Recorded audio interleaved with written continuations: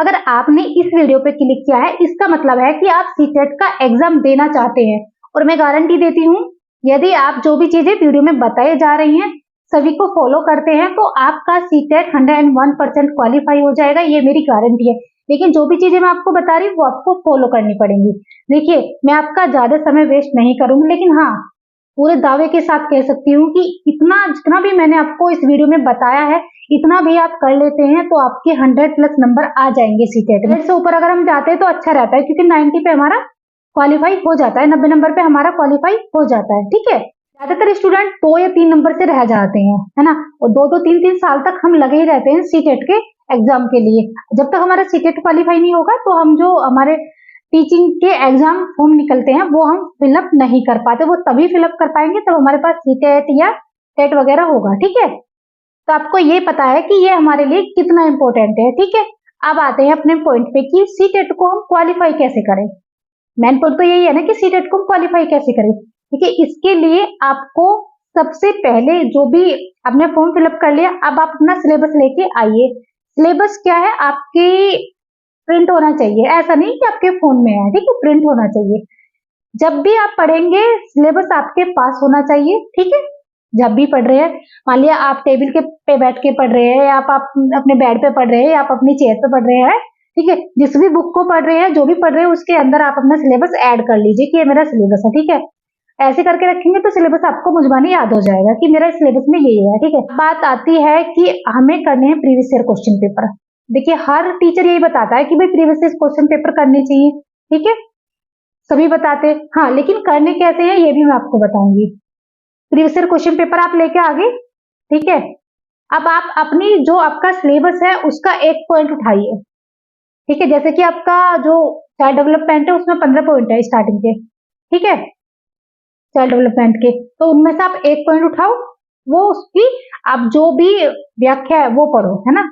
यानी कि आपको समझते हुए पढ़ना है, रटना नहीं है। जब आप समझते हुए पढ़ लेंगे, चलो मान लिया आपने जीन पियाजे आज पढ़ा है ना, क्योंकि आपके चार चार जो मनोवैज्ञानिक है वो दे रखे हैं उसमें आपके सिलेबस में, जीन पियाजे है, कोलबर है, वाइगोत्स्की है ना, ये सब। ठीक है, थॉर्नडाइक है।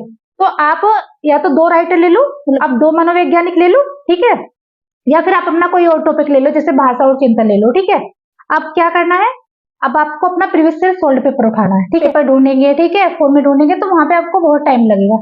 आपको ये ओसवाल पब्लिकेशन का सोल्ड पेपर है, ये मंगा लेना है।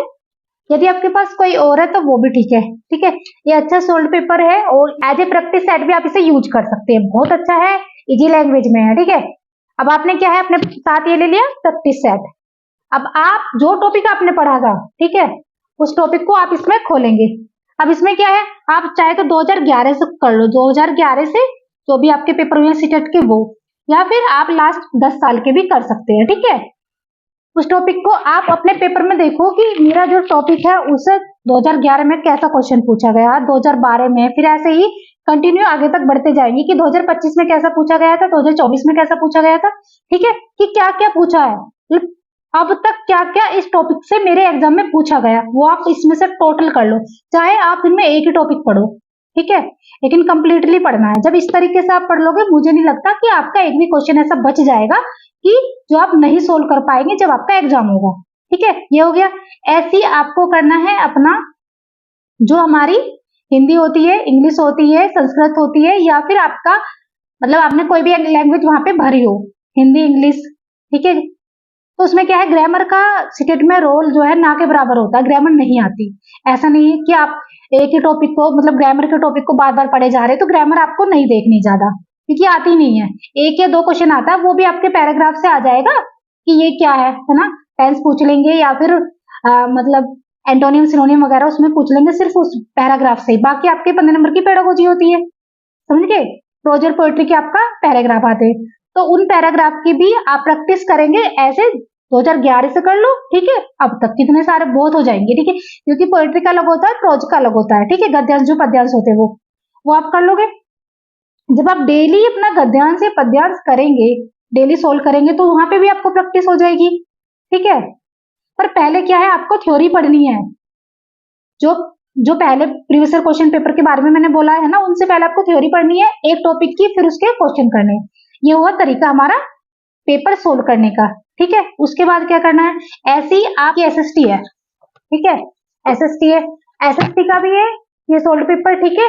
जैसे कि ये तो हमारा है जो फर्स्ट पेपर होता है, इसमें ईवीएस है, इंग्लिश है, हिंदी है, मैथ है और सीडीपी है, ठीक है, इसका है। ये हमारा सोशल स्टडी का, ठीक है, साइंस और सोशल स्टडीज दोनों है इसके अंदर, ठीक है। अब ऐसे ही आपको सोशल स्टडी हो या फिर आपका साइंस हो, उसका एक टॉपिक लिया, वो टॉपिक आपने अपना थ्योरी कंप्लीट कर ली, ठीक है। थ्योरी की बुक आपके पास होगी, ठीक है, नहीं है तो आप परचेज कर सकते हैं, ठीक है। दूसरा, आप प्रीवियस ईयर क्वेश्चन पेपर का जो हमारा जो तरीका है ना करने का, वही होना चाहिए कि थ्योरी पढ़ी प्लस जितने भी प्रीवियस ईयर क्वेश्चन पेपर अब तक उस टॉपिक से पूछे गए हैं सारों को एक साथ ही कर लो बैठ के। अब लिखते चले जाओ अपने उसमें, जो भी आपका ऐसा सॉल्व पेपर होगा ना उसमें आप ऐसे उसके ऊपर लिख दो, राउंड डाउन करते हुए चले जाओ, ठीक है। तो नेक्स्ट टाइम जब आप करोगे तो आपको ज्यादा दिक्कत नहीं होगी उस क्वेश्चन को ढूंढने में, ठीक है। और कॉन्सेप्ट आपका मतलब जब तक मुझे 25 तक आएंगे बिल्कुल कंप्लीटली सोल्व हो जाएगा। एक भी क्वेश्चन आपका नहीं रहेगा ऐसा कि आप उसका सोल्व ना कर पाए। सभी सब्जेक्ट के लिए आपको यही प्रोसेस अपनाना है। देखिए मैंने बहुत सारी चीजें आपको यहाँ पे नहीं बताई है कि ये करना है वो करना है, सिर्फ यही करना, इतना करना है आपको, ठीक है। अपना जो टाइम है वो बहुत ज्यादा वेस्ट नहीं करना, क्योंकि सीटेट पास जो आप खुद कर सकते हैं। मैं चाहे आपको कितना भी बता लूं कि भाई ये कर लो वो कर लो, आप नहीं कर पाएंगे, क्योंकि जब तक आप खुद से कोशिश नहीं करेंगे। अगर आप सीटेट में फेल हो जाते हैं तो इसका मतलब ये नहीं है कि मैंने अच्छा नहीं बताया, फिर किसी टीचर ने आपको अच्छा समझाया नहीं, आपकी गलती है क्योंकि आप उसको अच्छे से नहीं कर पाए। क्योंकि सब आपको ही बोलेंगे कि आप सीटेट में फेल हो गए, अगर आपका क्वालिफाई हो जाता है तो उसमें भी आपकी मेहनत है, क्योंकि आपने करी, ऐसा तो नहीं है मैं आपका एग्जाम देने जाऊंगी। तो उम्मीद करती हूँ जो भी चीजें मैंने आपको बताई है आपको बहुत पसंद आई होंगी। और हाँ, सीटेट से रिलेटेड यदि आपका कोई भी क्वेश्चन है तो आप मुझे कमेंट करके जरूर बताएं, मैं उसका जवाब दूंगी।